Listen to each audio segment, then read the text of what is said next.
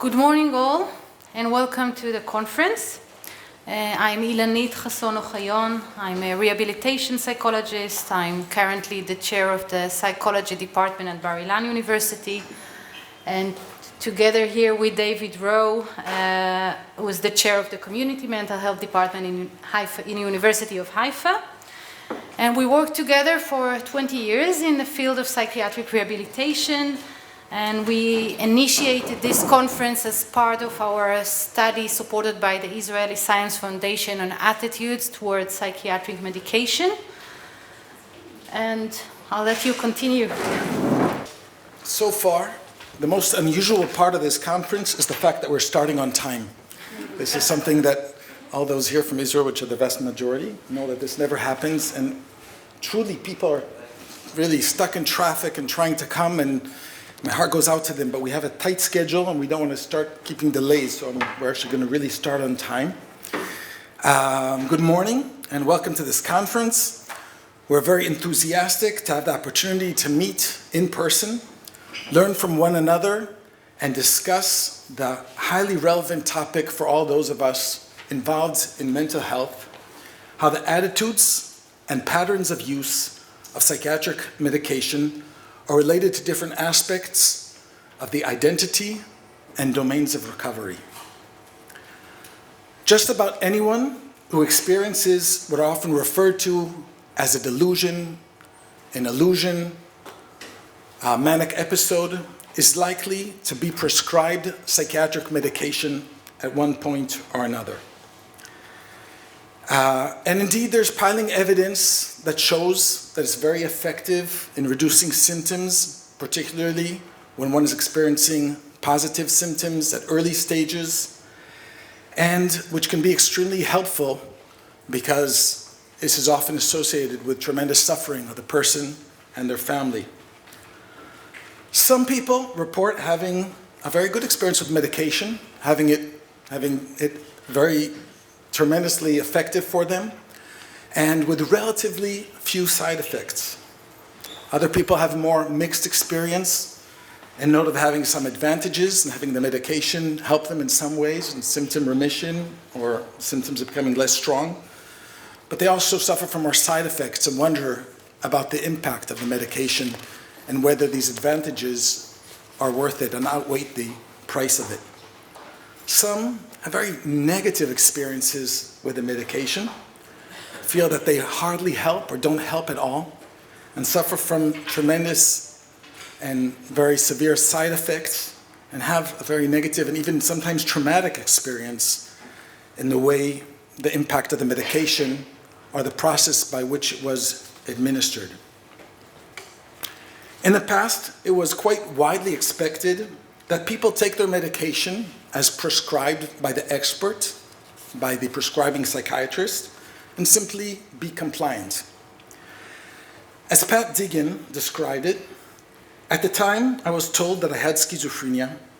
I was told that I needed to retire from life, that I needed to avoid stress, and I needed simply to take large doses of antipsychotic medications for the rest of my life, and basically retire from living at the ripe old age of 17 years old.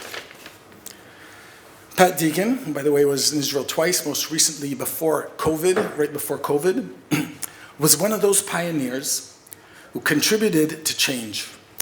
Her genuine and authentic descriptions of the experience of being labeled and treated, and later initiatives like Common Grounds and others, helped change the system and also challenge old assumptions.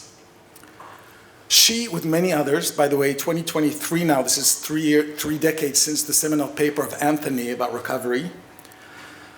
She, with many others, helped open our eyes to people's right and desire to build a personally meaningful life and not just be symptom-free and passive recipients of treatment. Be actively involved in all decisions about their life, treatment, and policy, nothing about us without us. And be aware of the context and social determinants that have an impact on opportunities for recovery.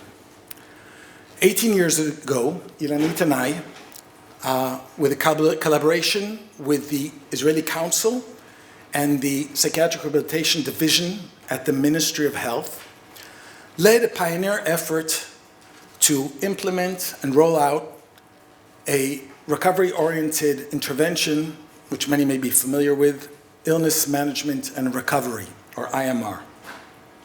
One of the modules focus on using medication effectively. And as part of it, people are encouraged to discuss and rate and evaluate and assess the pros and cons, advantages and disadvantages of their experience with medication, and whether, considering all that, they would like to take medication or not. One of the participants in the training, which was a director of one of the psych rehab service in the community, asked for a letter of formal approval from the authorities to carry out this module. This director, as well as other people that participated in the training, were concerned about the implications of encouraging the group of the IMR recipients, those participating in the intervention, who were all diagnosed with a serious mental illness for which they were seeking treatment, often for many years, to even think about their medication, explore their own range of experiences, not to mention discuss, or God forbid, express preference or make a choice about it. This anecdote is not about that director of that psych rehab service. It is about the era, it is about the context, the culture, and the values it reflects. 18 years passed, and psychiatric medication is still a heated topic. This should come as no surprise, considering these are very real and complicated issues accompanied by tremendous uncertainty. Decisions about these issues can lead to negative and, yes, often tragic consequences. And that these complexities often occur within a context in which those involved in the decision, the person, the family, the treatment team, often hold very different views about what or even whether anything is wrong, and what should be done and avoided, what is helpful and what is harmful, and how to calculate and weight all these complexities. Acknowledging it is still a heated topic does not mean there has not been progress and advances. More people have shared their firsthand experiences and made us more aware of the broad range of attitudes and patterns of use. Values of recovery have spread and are more widely adapted. Research has advanced the body of knowledge on the long-term impact of medication on a broader range of outcome domains. And finally, brave policies have developed, like the drug-free treatment units in Norway. We will hear more about later from Dr. Magnus Holt, who's sitting here with us, and who serves as a senior consulting psychiatrist on one of these teams. I want to believe that put together, these nonlinear developments have created some degree of consensus, a word that's maybe more common in Scandinavia than in Israel, especially these days, upon which we can further build upon, or at least start the day with. That the person is the expert of his or her experience, that there is an ethical obligation to improve the ground for shared decision-making, that recovery broadly defined is what we should all work collaboratively towards, and that this requires the distribution of power as well as acknowledging and fighting the social determinants of health, including racism, poverty, stigma, and discrimination.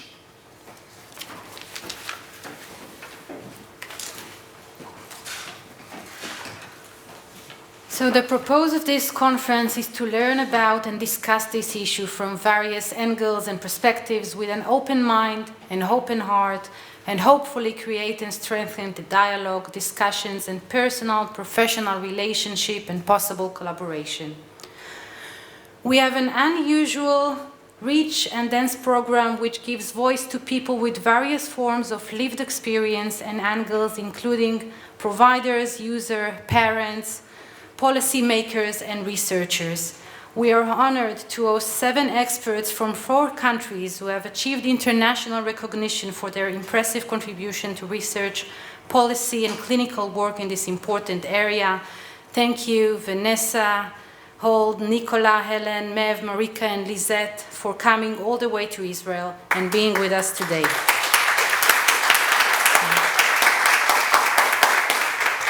We look forward to your presentation and hosting you and hope you enjoy your visit.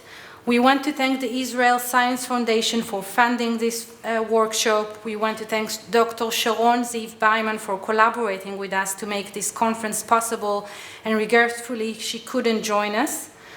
Dr. Beimen is the founder and director of the Mifrasim Institute for Psychotherapy and Research, which is part of the School of Behavioral Science at the Academic College of Tel Aviv-Yaffo, where the conference takes place. This institute serves as a home for contemporary psychotherapy, and in particular emphasize on ongoing integration between theory, research, and practice of the field.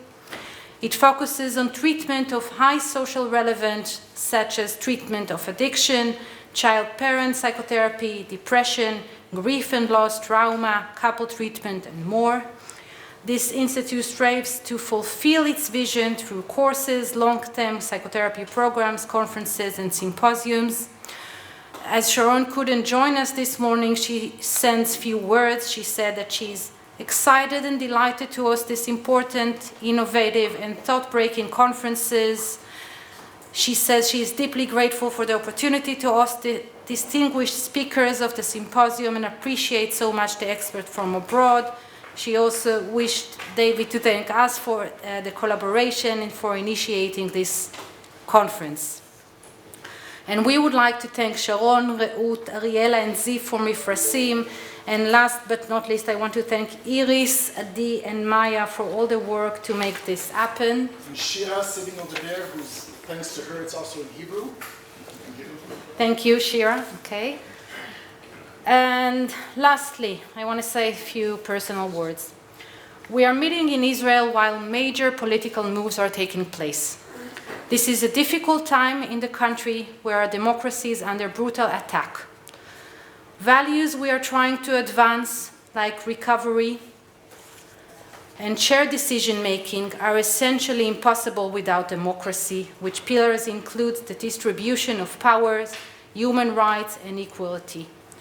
In this special context, being here together at this conference, with its focus, has special meaning.